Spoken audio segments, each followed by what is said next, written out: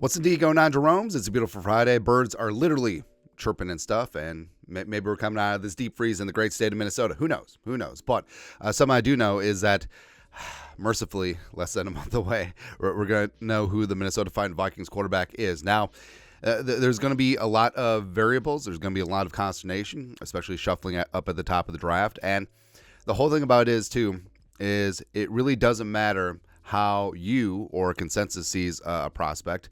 All it takes is one. All it takes is one team to roll them bones, put the name on the card, and send it in. So, I mean, that's one of the most fun and frustrating things about this time of year is that no one knows anything, but everyone knows a little bit of something. And all the rumors, all the speculation, all the innuendo going back and forth. Oh, Will Levis is going to be a top 3 selection. Not so much. Not so much. But I feel like this does happen every single year. But as long as you go into it with eyes open and see it for what it is, as BS smokescreen season, and sometimes there's just like a little nugget of truth, you're going to have a better time. And now it comes down to JJ McCarthy and Drake Maye. So Drake Maye had a phenomenal pro day yesterday. JJ McCarthy had his last week. He's looking good, and it's the ultimate pro-ready quarterback versus the roll of the dice, with Drake Maye. And McCarthy, sort of a system guy with Jimmy Harbaugh, and of course all the talks like, oh, system quarterback, can you take you to the promised land? And then Brock Purdy comes in and just like, hi. Hello. And then with Drake Maye, you see the high variance gambles that worked out with Patrick Mahomes, with Josh Allen, etc. And hey, you want to play in Texas, you got to have a fiddle in the band, and you got to be all up ready to gamble, right? But ESPN's Matt Miller and Field Yates, they had some interesting takes on what's going on right here. So Matt Miller, in the notes section, one of the most interesting nuggets I've picked up over the past 2 weeks is that multiple NFL teams have McCarthy ranked ahead of North Carolina's Drake Maye. A high-ranking evaluator I spoke to this week said McCarthy's winning resume, upside as a mobile quarterback, and it's not like Drake Maye is stuck in the mud, man. It's not like Drake Maye is Carson Strong, dude. And impeccable poise under pressure, all graded out higher for them than Maye. When under pressure last season, McCarthy completed an FBS best 68% of his passes and averaged 10 yards per attempt, second best. Hey, I thought that McCarthy didn't throw it. It's weird. Field Yates continued on JJ McCarthy.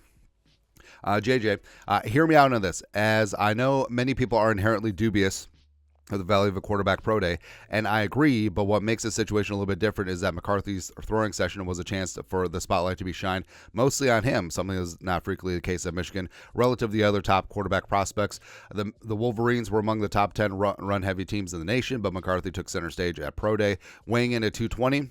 Important for him, up from his listed weight of 202 and in line with his 219 combine number. McCarthy threw the ball with force and accuracy. Many NFL teams feel there are 4 top quarterbacks rather than 3, and I will not rule anything out with McCarthy. Obvious then him going first to the Bears. So it seems like Caleb Williams is locked in at 1, probably, right? And never say never and all that stuff. But the whole thing about it is too, Washington, all the rumors, Brian Kelly, Jaden Daniels there, and then Dan Quinn looking really impressed at Drake Maye's pro day as well. But I want to see anarchy. Like, I want to see complete insanity. I want to see Kevin Bacon out there. All is well. And I want the commies to take JJ McCarthy at 2.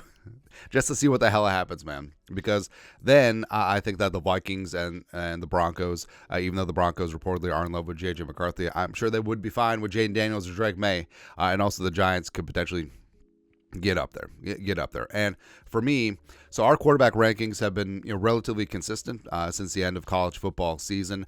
So I do see Drake Maye. I love the upside of him. I see it absolutely there, where I understand that sometimes they force the issue a little bit. I understand he had it down 2023 versus 2022, which was extremely impressive, but it is really kind of a mirror image of Caleb Williams. And for me, given Maye's size, given his better mobility than Williams, I would give the slight check mark to Drake Maye.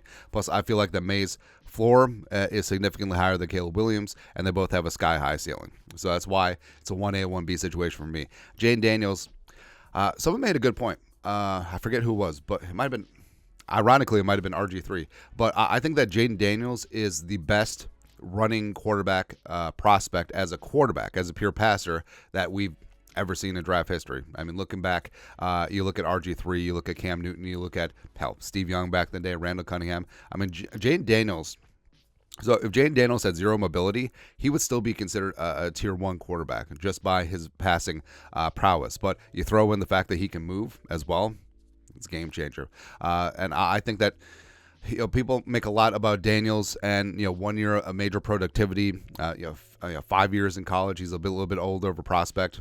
I think he's good to go. McCarthy, given his youth, given his ability to play in structure at Michigan, also you do the barroom game of, hey, put McCarthy on LSU with Neighbors and BTJ. You put Daniels on Washington with McMillan and Adunze and whatnot. So I do think that McCarthy would put up similar numbers.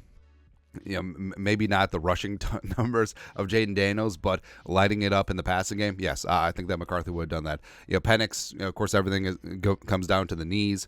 But I mean, he didn't show it on film, but he was a plus athlete, right? So, I mean, going back to Indiana, like you put 2 and 2 together, he's fine. And also the fact that he's doing that on 2 reconstructed knees, it's pretty impressive. And then Rattler, Nix, Pratt. We've talked about all that stuff. So for us, I mean, it's been relatively stagnant over the course of draft season. Haven't really been swayed too much one way or the other because all these things that got confirmed at the combine or the pro days, you knew that Drake Maye had a good arm. You knew that Penix had a big time arm. You know that JJ McCarthy, once he was allowed to throw, was good to go. You know that Jaden Daniels can drop it in the bucket. You know that Caleb Williams is ready to rock and roll. So you know all that. But going all the way back to McCarthy versus Maye. Now, yes, like we said, all it takes is one team. And it could be, hey, consensus, or it could be multiple teams. But are those multiple teams in on a quarterback?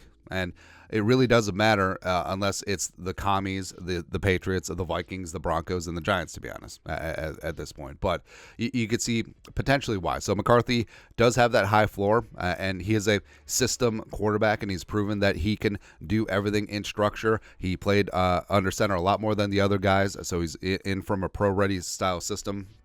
Pro system style, whatever. He does limit mistakes. He does have an adequate arm, especially vertically and up the steams. He showed that at his pro day. And also he is clutch in terms of third downs as well as in fourth quarters. #winning. As much as QB wins matters. Apparently it does for some teams. Also, he's got normal elbows. So he's got that going for him over Jaden Daniels. And with Maye, we fully acknowledge that he is high variance and did have a down 2023 as they changed offensive coordinators. It wasn't a good offense for Carolina, and also losing Josh Downs and his other top receiver from 2022. The name escapes me, but he was a 7th-round pick for the Lions. There are valid questions. Hey, can Drake Maye make those around him better? I mean, he did have Tez Walker for like a hot second last year once they figured out his eligibility, but he is a lot more of a gunslinger than JJ McCarthy will ever be. He is a high-risk, high-reward guy. I do think that his ceiling is higher than McCarthy, and I think that McCarthy's ceiling is pretty damn high. I also think that Maye's floor is extremely low. Even though it's higher than Caleb Williams. I do think that he has a huge arm. I think that he has this great deep accuracy. I think mechanics-wise, I think that he's behind McCarthy. I mean, McCarthy is textbook in a lot of areas when it comes to footwork. But also, Drake Maye has normal elbows, so he's got that going for him over Jaden Daniels. But again, you can see why some teams may favor McCarthy over Maye, where every draft pick is a gamble, especially quarterback, but McCarthy seems like a safer bet than Drake Maye. It's like with McCarthy, you're betting the pass line, and Drake Maye, you're betting on snake eyes, or hi-yo, or something like that, man. But what it comes down to, ironically, I see JJ McCarthy as Jimmy John's, right? So national chain, you know what you're getting, and it's good. Like every time you go in there, you know exactly what you're gonna get. Give me the veto. Although they're not as good as Herbs and Gerbs, but of course that's the Winona and me coming out. I'll take a Narmer with the beer cheese. That's it, man. But with Jimmy John's, you know what you're getting, and it is a perfectly good to go meal, whether lunch, whether dinner, but also it's not going to blow your socks off. Don't get me wrong. It's got a high floor, and you know what you're going to get, but does it have that mind-blowing effect? Like, is it going to be up there in the stratosphere? Probably not. Whereas Drake Maye is that janky taco or kebab that you get from a food cart or a food truck, and it's completely unregulated. The health inspector has never seen this thing, and you're in a sketchy part of town. You're maybe a couple drinks in. It's maybe very late at night or early in the morning, depending on how you see things, but you're rolling those bones. That's right. And I'll be honest. So the best taco that I've ever had in my life was after a Lakers game outside of, well, was it Staples Center or Crypto then? But it was a mom and pop and kid operation. It was literally a turn on its side shopping cart, and they had elote with like all the mayonnaise and stuff there, which was delicious too, by the way. And it was literally like a cactus taco. I'd never tried cactus before, and I'll never reach that high again. It was honestly the best taco I ever had, and it was a completely sketch, cash-only transaction in a not great part of LA, and it was very late at night. But guess what? I rolled the dice. Or the best kebab I've ever had was from this very sketchy food truck. I think it was in St. Paul. I don't even know if they're in business. I don't even think that they had a business. I think it was just two dudes selling kebabs. I don't even think they had a business license. Don't care. Don't care, man. I think it was outside Dangerous Man Brewing before they closed. But basically, it's just like, hey, do I trust this unlicensed, unregulated hunk of meat on a stick that you don't know how long it's been there? Yes, I did. Now, Drake Maye is that. Drake Maye is that Staples Center cactus taco. Drake Maye is that unregulated kebab chunk of meat. It's not a Donner kebab. It could be Donner Party kebab. I don't know. That's the risk that you're willing to take. But it could be the best thing ever, or you could be you could be on that toilet for 2 days. I don't know. Like, there's no in between. So again, McCarthy, Jimmy John's, Drake Maye, variance. But hey, I'm ready to ride that lightning, baby. Let's go, man. But your thoughts are thoughts. ESPN, McCarthy over Drake Maye? Question mark. Let us know your thoughts on our thoughts in the comment section below. Subscribe for daily Vikings takes. You guys know what to do. Skull production value.